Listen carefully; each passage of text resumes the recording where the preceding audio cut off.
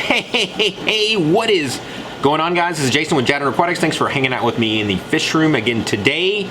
We are headed back out to Gary's house for part 2 of Gary's absolutely stunning fish room. Again, planted tanks in every single one of his tanks, just absolutely gorgeous. You do not want to miss this. Don't forget also, if you want to join the channel, be sure you're going to get these for free. Maybe I should turn them the right way. You're going to get one of each one of these for free. Just click on the join button above. You can watch the video and learn more about it. So here we are for part 2, the final part of Gary's amazing fish room. So in here, we're gonna have to be a little bit more, try to get them to come out. Maybe he can see in that tone. So these here are my L134 leopard frog plecos. I will get up here so I can get this guy to come out a little bit more. I have about 7 of them in here. These are all wild caught from Brazil. I have them imported.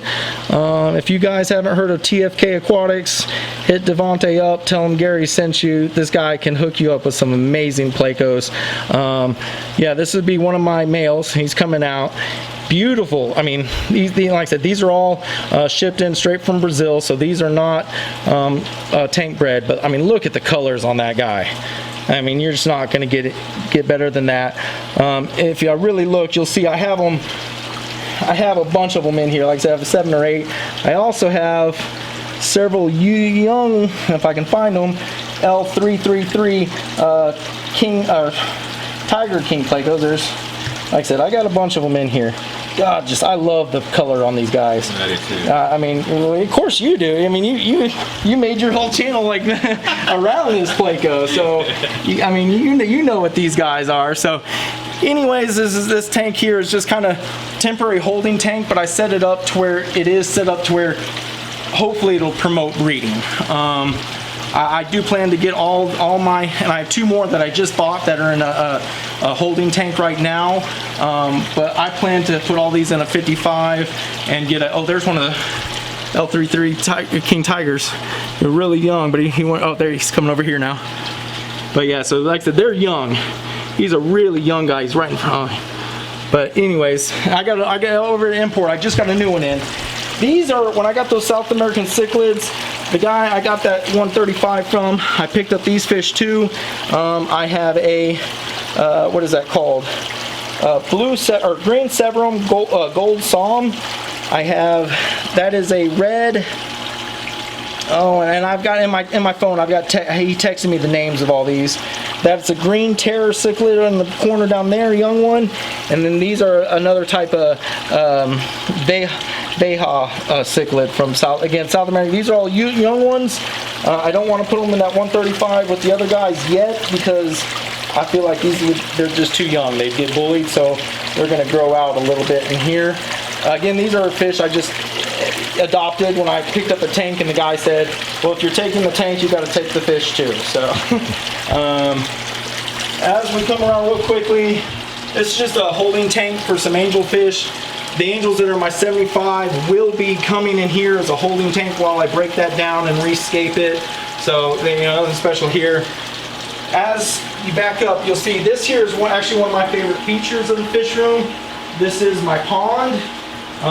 Custom filter, pumps water up here. Water just runs through here. I've got various Anubias growing immersed there. That's, oh, what is this called? That floating plant. I've got Christmas moss that I've gotten to grow attached to the rocks. You know, I've gotten it to attach in various places. And then, of course, you can see my ferns and pothos. Everything's going crazy. If you can see this pond, you can literally pick guppies up by the handful out of this pond. There's so many. This is where I throw all my coals. Right now, I'm getting ready to set up a new tank, so I got a lot of plant cuttings that are in here, and they're basically just resting in here until I can get them set up in a new plant, or new tank. Up here is my breeding colony of white cloud minnows. My brain just totally went, it's a little bit late for me, so I'm starting to go brain dead. I started out with a group of about 6 of these guys. Everything else in here was bred in this tank.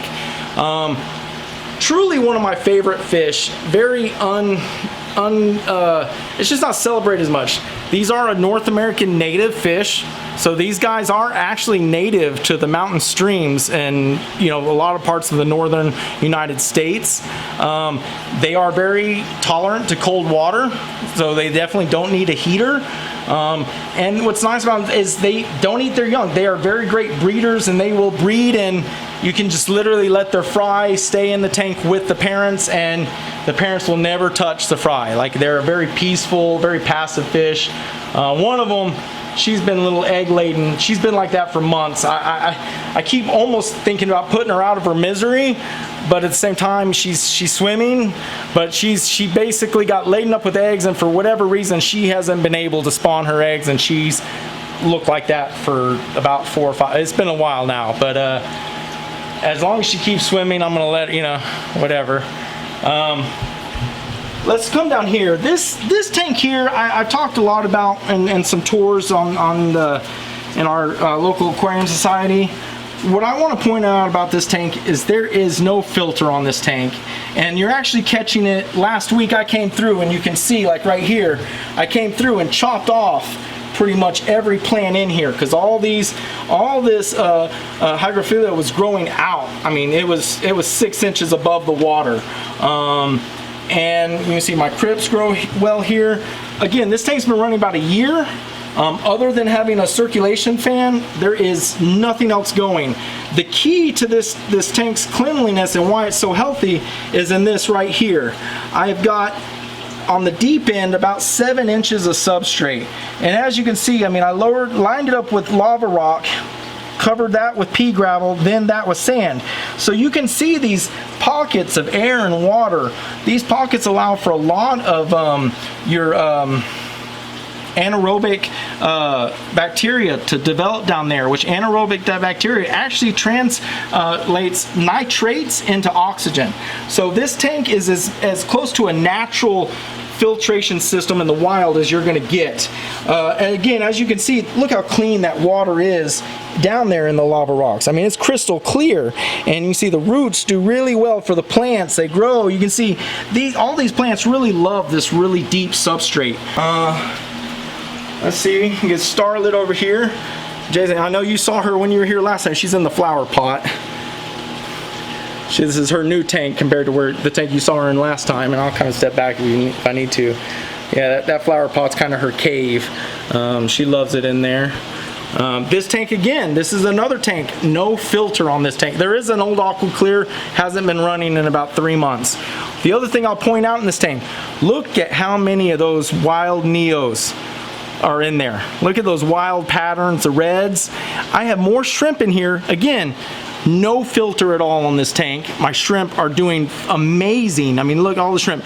And the axolotl, I found shrimp are the best tank mates for the axolotl. They don't mess with her, and believe it or not, she actually doesn't mess with them at all. I've never seen her once. I've dropped food pellets right in front of her mouth, and she's looking at them, and the shrimp are eating the food pellets right in front of her face, and the shrimp just eat it, and she doesn't do anything to them. So again, I found shrimp to be a perfect tank mate for an axolotl, and you can see all the shrimp in there. They're doing fine. You've had her 2+ years. I've had her 3 years. 3? Yeah, a little over 3. These shrimp, these guys you should be happy. These are, last time you were here doing a video, you brought me 10 orange shrimp. Those 10 have, and again, I've sold some, but those have multiplied and become this little colony here. This tank here, I got a lot of Ember Tetras. They hide out in the top corner. They're a pretty peaceful fish for shrimp. The other thing I like about this tank, and you pointed out earlier, this Downoi plant. This is one of my favorite aquatic plants. One of our members in Austin, Sam Towns, he's a really cool guy. Got this plant from him. He has a big, I think it's a 300+ gallon planted tank that he does videos on. A really awesome guy. He actually contacted me recently saying he needed to get more of this because he got a new fish that came through and ate a lot of what he had in his tank.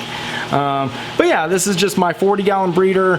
This is my orange sun-kissed shrimp tank, and again, these all came from the shrimp you brought me when last time you came down. This here is my yellow lab colony. Nothing. I was never an African cichlid guy. Never planned on being one. Probably never will be one. You know, ideally. But we had an auction where there were so many of these guys for sale, and nobody was buying them. And there was probably hundreds of them that were up for auction. And so I ended up buying a couple fairly good-sized groups, just to, because I thought they were pretty. Throwing these guys in here. So far, you know, I'm gonna say they're pretty decent fish. They're a little camera shy, as you can see. They're hiding right now. They're not always this shy, but they're not a big fan of the camera. This here, and actually I got my flashlight so we can see them better. This is a guppy line I've been working on for a while. This is, I'm gonna call them my cherry blossom guppies. He has a solid purplish metallic body. If I can get them on it, and a pink flame, tail, spear-shaped tail. Really awesome guppy. I've got some young coming out of it. Again, this is a line, we'll see. Give me another 6 to 12 months, and this is a line that'll do better. As you can see here too, I've got unbelievable amount of shrimp in here. Cherry shrimp going crazy. My crips are doing really well in this tank. All right. You guys earlier saw that tank with my blue-eyed fork-tailed rainbows. These are those fry. When I said I had a bunch of fry from those, these are them. They're growing very well. The males are just now starting to get coloration in their fins. Probably within 5 to 6 months, these guys will be ready to start breeding, and then hopefully I will start producing a lot more of these. Let's come up here to this next tank here. You know, I mentioned again that I just got some more fish imported, and I'm holding on. So that's a full-grown L333 King Tiger Placo. That one's breeder ready. So I got the 4 babies over there that will be going with this one to get breeding. Like I mentioned, I just picked up 2 more L134s. These actually come from a different river system, and they do have a different pattern on their, especially on their heads, than what the other one I had. A lot more, instead of the broad lines, a lot more, it's just a lot denser on the pattern. You can kind of see it there. I also have a bunch of Corydoras Reticulitis. These are all wild caught. These were just imported in from Brazil. Again, shout out to Devontae, that guy. I get some of my healthiest, best fish from him. Really awesome guy. And again, this is just kind of a quarantine tank. So these guys I just picked up this last week. So they'll sit in here for about another week or so before I'm ready to move them somewhere else. Next up here, this is another guppy line that in-house I'm breeding. I'm calling these my blue steel guppies. They have a silverish blue throughout the top of the head, and if you look at these from the top down, it looks like you're looking at this like liquid silver, and that's why I'm calling them blue steel. But then again, if you look at the body and tails, I mean the blues, look at how deep those blues are in that tail. Beautiful, beautiful line. Obviously it's a half black guppy line. These guys are doing really, really well, and I should be having trios of these available in the somewhat near future. And then, wow, I can't believe we almost made it through this. Yeah. It is last one. Well, I know I am going to show you my living room tank because that's my show tank. These are my other Guppies that I have. These are my Mica Splendens. Again, a very active fish. I would not recommend putting these in a community tank, maybe with larger cichlids. These guys are very aggressive, but they will also, I can promise you, if you have these in a tank, you will never ever see hair algae. Yeah, they eat it up. You will never see a strand of hair algae with these guys. They eat it like it's spaghetti noodles. They're like, they slurp it up. I purposely take rocks out of other ones that are covered in hair algae and put them in there, and they just clean it. I've done the same thing. Yeah, 2 days later, that rock looks spotless, yeah. like you just ran it through a dishwasher. Absolutely, one of the best algae eating fish. Very prolific. They're a live bearer, so they like hard water if you have hard water. These are one of the care species. These are, I think they were, recently a new group was discovered in another area, but there for several years, these guys were thought to be extinct in the wild.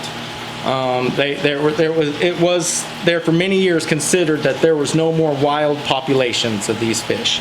I think there was one new wild population discovered in a river near an amusement park outside of Mexico City, but other than that, they're almost extinct in the wild. All right. So this tank, I've actually posted many pictures, and do bear with me, there is still some algae going on the glass here. I just set this tank up about 6 weeks ago, so it's not really developed yet. But I've got some really awesome rare plants that I love. This guy here is becoming one of my favorite. I've got about 3 different species of Bucephalandra that I've placed in various places in here. Let's see if we can see them. I do have about 6 Nanocara amalia in here, which is a dwarf cichlid. Really cool species. They do like to hide down in these little caves. Obviously, I do have the Corydoras Reticulitis. I've got about 8 of those. I've got about 16 gold tetras. I've got about 15 or 16 of the Autosynclinus. And I've got I've ordered, and they haven't gotten here yet, but a group of 20 Cardinal Tetras. But what's cool about this too, look how this moss is grown in, and the rechia and everything like it. That's a tree stump. This was a root stump, and I just made it that moss, and it's starting to creep down this side. All right, there you go. There is the end of part 2. This is the last part of Gary's awesome fish room. I hope you guys have really enjoyed this. There's nothing more I love doing than being able to go out to a new fish room and film. You guys got any questions or comments? Be sure and leave them down below. So thanks again, guys, and God bless.